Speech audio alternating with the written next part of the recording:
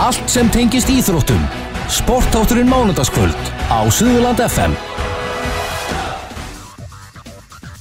Já, sportþátturinn með ykkur hérna þessu mánudagskvöldi og þá er komið að síðasta viðmælanda kvöldsins og það hann Hlynur Geir Hjartarson frá golfklúbbi Selfoss. Komdu blessaður sæll höfðingi? Já, sæll og blessaður. Hvernig hefur það? Já, frábært alveg. Það heldur betur, það ekki búið að vera, byrjun sumarsins, það heldur betur búið að vera gott fyrir golfmenn Íslands. Já, búið að vera frábært viður hérna á Suðvesturhorninu, sko. Mikið að gera á golfvöllum og allir spila golf, sem frábært. Já, búið að vera mikil umferð þarna hjá ykkur á Selfoss velli í golfinu núna í sumar? Já, ég held að það sé komið rétt rúmlega 30% aukning milli ára, sko, sama tíma. Þannig að það 30% aukning, það nú heldur betur mikil. Já, það eru nokkur þúsund manns. Og já, þið voruð það ekki með viðburði núna helgina, það var það ekki svona hálfgjört innanfélagsmót hjá golfklúbbinum? Jú, það er meistaramót golfklúbba á Íslandi, haldið alltaf, svona hjá flestum á sama tíma, alltaf þessa helgi. Önnur helgi í júlí yfirleitt hjá flestum og þetta er innanfélags og er svona, ég hef ekki segja, svona stæðsta mót ársins hjá öllum klúbbum og félagsmönnum. Já. Og það hefur veðrað vel á ykkur?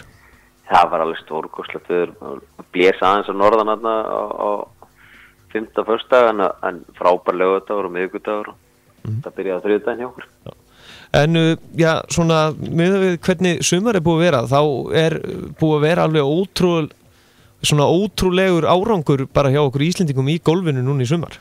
Já, það búið að vera alveg ríkalega flottar árangur. Krakkarnir sem að koma heim frá háskólunum í Bandaríkjunum, þau komu greinilega mjög öflug til leiks og eru búin að standa sér rosalega vel og landsliðið var að vinna núna helgina mitt. Aðra deildin í Evrópumótinu og komst upp í fyrstdeildina. Hvað málið með Íslendinga og keppa á þessum Evrópumótum að ná árangri núna þessa dagana? Það bara góð spurning, við erum bara svo dugleg og metnaðarfull að við viljum bara vera bestgreinlega í öllu, það er alveg ljóst. En framtíð, nú má segja að það eru konir eða ekki svolítið svona ný kynslóð af golfurum svona upp núna hérna á Íslandi? Já, maður búin að vera að fylgjast með þeim svona í nokkur ár og þeir eru að koma hérna margir strákar mjög öflugir og nokkra stelpur líka. Og það verður gaman að fylgjast með því og ég sé verði svona 4-5 sem að fara í atvinnumennsku haustskismar. Já, en hvað kemur til? Er það þjálfunin eða aðstæður eða spilar þetta bara allt saman? Það spilar eiginlega með saman. Það náttúrulega orðið Pekja á Íslandi eða félag atvinnu kylfinga og er orðið mjög öflugt með mjög öfluga gólkennara á Íslandi, faglæra kennara sem eru og allir klúbar eru komnir með þannig kennara til starfa og aðstæðan og miklu betri og hugsun gólklúba fyrir afreksstarf og þjálfun krakka og unglinga er miklu betri. Þetta er orðið fyrirmyndafélög flestallir gólklúbar á Íslandi og það er náttúrulega skýr markmið með afreksstöfnur og þjálfun barn og unglinga. Það er það sem er að skila árangur og flestallir klúbar komið með innaðstöður og bása og hringkott og allt þetta er orðið bara allt annars. Og það má segja líka maður horfir flesta gólfvelli í dag að aðstæðan hún er orðin svona, eru við orðin svolítið reyndar að því hvernig á að hugsa gólfvelli eða? Já, það er eiginlega bara samúð með kennarana. Þeir eru mjög öflugir í vallastjórnir og orðin mjög menntaðir og þetta er eins og með gólkennaran og vallafræðina, þetta er 3 ára nám sko. Og sér það bara eins og fótboltavöllin okkar, þetta er bara eitt besti fótboltavöllur í Íslandi og við sjáum hann og við erum að læra fólk sem heldur honum gangandi og saman með gólvöllina og þetta er allt annað sko. En maður einhvern tíma nú gamall til þess að byrja í gólfi? Nei.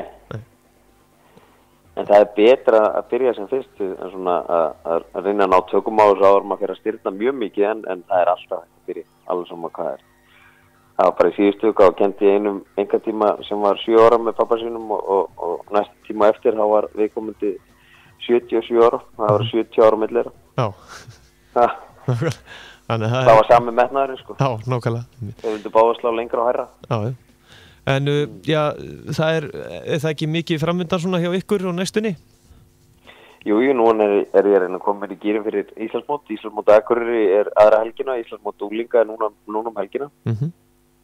Og það er bara, það er eins og í öðru á Íslandi á sumrin, þá er þetta stutt sísón en þá er allt keypt á fullu á stuttum tíma. Já, og það er bara þannig í öllum íþróttum hérna á Íslandi í dag, það er allt að gerast á sama tíma. Já, það er bara svolítið svoleiðis sko. En svona áður en ég sleppi þig þá verð ég nú náttúrulega stuttlega því maður veit að þú ert mikill fótbolta áhuga maður og þú skelltir það ekki út til Frakklands? Jú, held ég ekki náða að sjá draumaleikin, náða að sjá England, Ísland-England í Nýs. Já, og það hefur verið svona ógleymanleg stund væntanlega?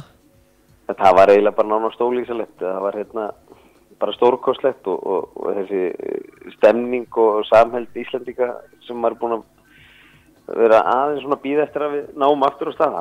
Það var alveg yndislegt, allir að faðma hvern annan og maður vissi ekki neitt hvernig maður faðmaði og það var alveg yndislegt, maður, það var ógeðslega gaman. Og varstu varfið það að heyrðist meira í íslensku stuðningsmönnunum í stúkunni heldur en þeim mennsku eða?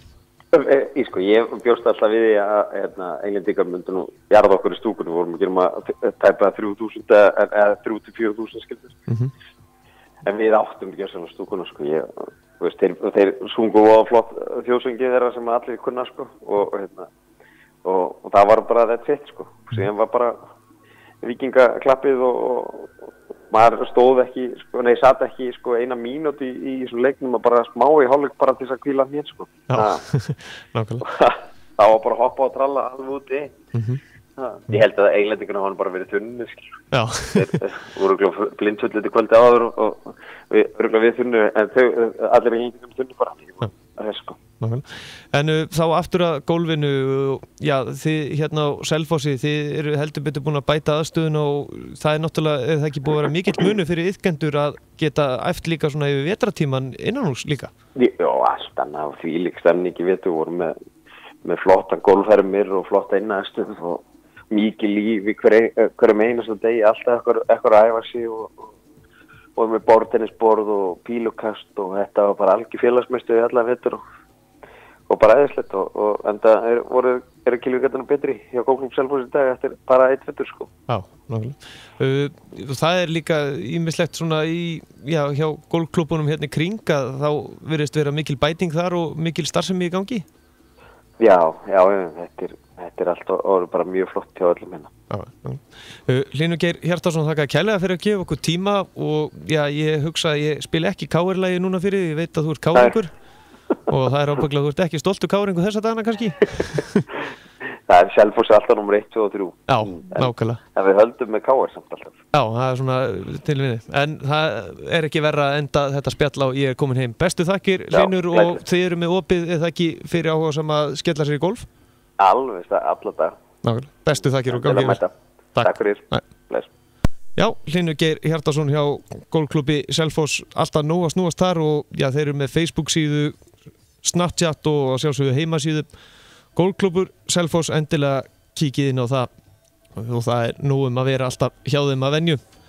En þáttu kvöldsins, það verður ekki lengri, ég er náttúrulega falla tíma að venju, nóg að gerast í sportinu og við komumst ekki einu sinni yfir að fara yfir Tim Duncan, leikmann NBA-deildarinn sem að var að setja skóna sína á hilluna.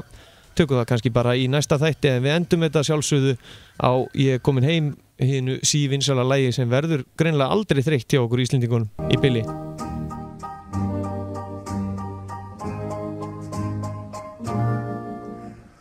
Völlur grænn